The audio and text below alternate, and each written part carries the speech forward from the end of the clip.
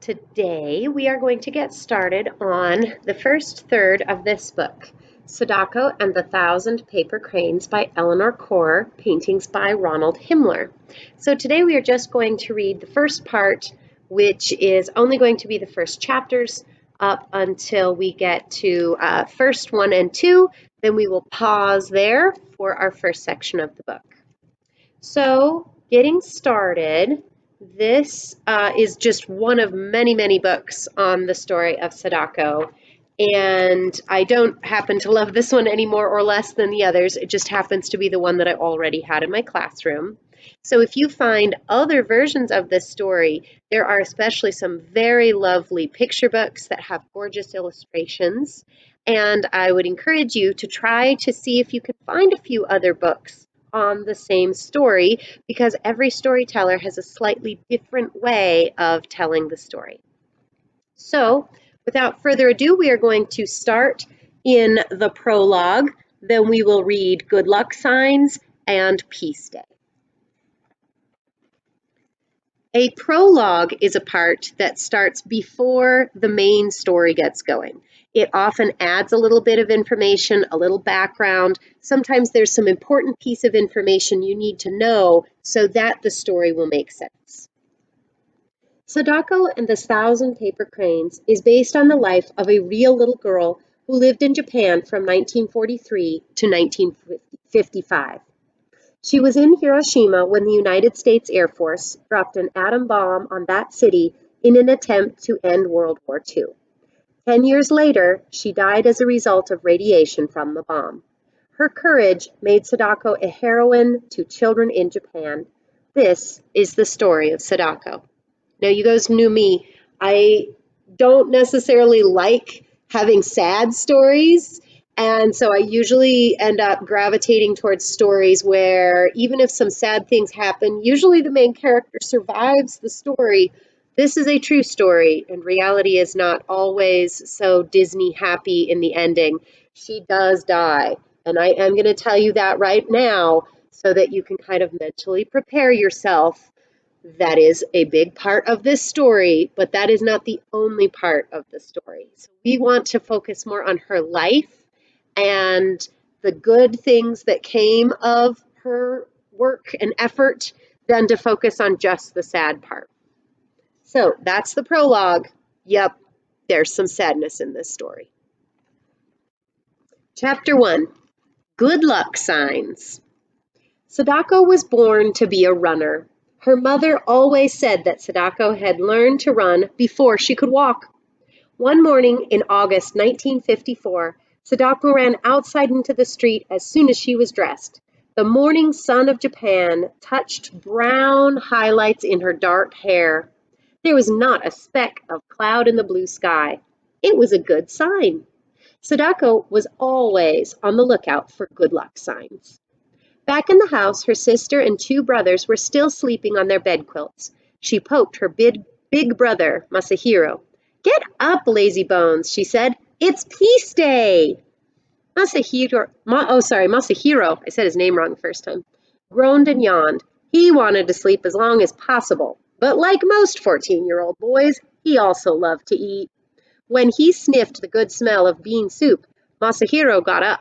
Soon, Mitsui and Eiji were awake too. Sadako helped Eiji get dressed. He was 6, but he sometimes lost a sock or shirt. Afterward, Sadako folded the bed quilts. Her sister, Mitsui, who was 9, helped put them away in the closet. Rushing like a whirlwind into the kitchen, Sadako cried, "Oh, Mother, I can hardly wait to go to the carnival. Can we please hurry with breakfast?" Her mother was busily slicing pickled radishes to serve with the rice and soup. She looked sternly at Sadako. "You are 11 years old and should know better," she scolded. "You must not call it a carnival. Every year on August 6th, we remember those who died when the atom bomb was dropped on our city. It is a Memorial Day." Mr. Sasaki came in from the back porch. "That's right," he said. "Sadako-chan, you must show respect. Your own grandmother was killed that awful day." "But I do respect Oba-chan," Sadako said. "I pray for her spirit every morning. It's just that I'm so happy today." As a matter of fact, it's time for our prayers now, her father said. The Sasaki family gathered around the little altar shelf. Oba-chan's picture was there in a gold frame. Sadako looked at the ceiling and wondered if her grandmother's spirit was floating somewhere above the altar. Sadako-chan, Mr. Sasaki said sharply. Sadako quickly bowed her head. She fidgeted and wriggled her bare toes while Mr. Sasaki spoke. He prayed that the spirits of their ancestors were happy and peaceful. He gave thanks for his barber shop. He gave thanks for his fine children, and he prayed that his family would be protected from the atom bomb disease called leukemia. Many still died from the disease, even though the atom bomb had been dropped on Hiroshima 9 years before. It had filled the air with radiation, a kind of poison, that stayed inside people for a long time. I like how in the picture you can guess that this must be Sadako because she's the one looking around, and then her dad says, "You have to focus." After breakfast, Sadako noisily gulped down her soup and rice. Masahiro began to talk about girls who ate like hungry dragons. But Sadako didn't hear his teasing.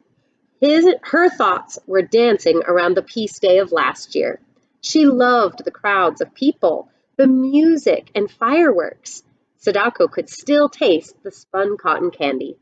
She finished breakfast before anyone else. When she jumped up, Sadako almost knocked the table over. She was tall for her age, and her long legs always seemed to get in the way. "Come on, Mitsui-chan," she said. "Let's wash the dishes so that we can go soon." When the kitchen was clean and tidy, Sadako tied red bows on her braids and stood impatiently by the door. "Sadako-chan," her mother said softly, "we aren't leaving until 7:30. You can sit quietly until it is time to go." Sadako plopped down with a thud onto the tatami mat. Nothing ever made her parents hurry. While she sat there, a fuzzy spider paced across the room. A spider was a good luck sign. Now Sadako was sure the day would be wonderful. She cupped the insect in her hands and carefully set it free outside.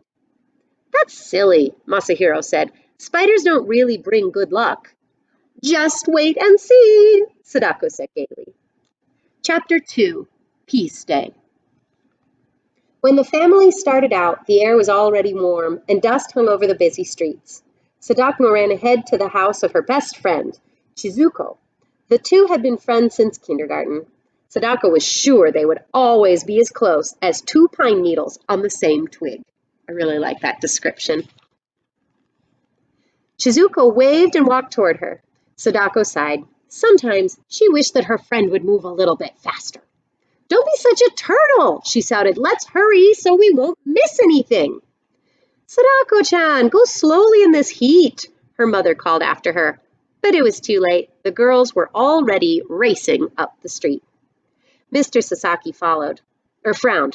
"Sadako was always in such a hurry to be first that she never stops to listen," she said. Mr. Sasaki laughed and said, "Well, did you ever see her walk when she could run, hop, or jump?" There was pride in his voice, because Sadako was such a fast, strong runner. At the entrance of the Peace Park, people filed through the memorial building in silence. On the walls were photographs of the dead and dying in a ruined city. The atom bomb, the thunderbolt, had turned Hiroshima into a desert. Sadako didn't want to look at the frightening pictures. She held tight to Chizuko's hand and walked quickly through the building. "I remember the thunderbolt," Sadako whispered to her friend. "There was a flash of 1,000,000 suns. Then the heat prickled my eyes like needles." "How could you possibly remember anything?" Chizuko exclaimed. "You were only a baby then." "Well, I do," Sadako said stubbornly. After speeches by Buddhist priests and the mayor, hundreds of white doves were freed from their cages. They circled the twisted, scarred atomic dome. Sadako thought the doves looked like spirits of the dead flying into the freedom of the sky. When the ceremonies were over, Sadako led the others straight to the old lady who sold cotton candy. It tasted even better than last year. The day passed too quickly, as it always did. The best part, Sadako thought, was looking at all the things to buy and smelling the good food. There were stalls selling everything from bean cakes to chirping crickets. The worst part was seeing people with ugly whitish scars. The atom bomb had burned them so badly that they no longer looked human. If any of the bomb victims came near Sadako, she turned away quickly. Excitement grew as the sun went down. When the last dazzling display of fireworks faded from the sky, the crowd carried paper lanterns to the banks of the Ota River. Mr. Sasaki carefully lit candles inside of 6 lanterns, one for each member of the family. The lanterns carried names of relatives who had died because of the thunderbolt. Sadako had written Oba-chan's name on the side of her lantern. When the candles were burning brightly, the lanterns were launched on the Ota River. They floated out to sea like a swarm of fireflies against the dark water. That night, Sadako lay awake for a long time, remembering everything about the day. Masahiro was wrong, she thought. The spider had brought good luck. Tomorrow, she would remind him about that. I like how that is such a sisterly thing to do, to be like, brother. So we will have to hear a little bit more about the ongoing story past chapter 2 in our next video.